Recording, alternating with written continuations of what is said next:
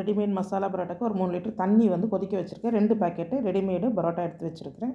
ஒரு வாணலி சூடு பண்ணி ஒரு 4 டேபிள் ஸ்பூன் எண்ணெய், அதில் ஹோல் ஸ்பைசஸ் பட்டை, லவங்கம் இதெல்லாம் சேர்த்துருங்க.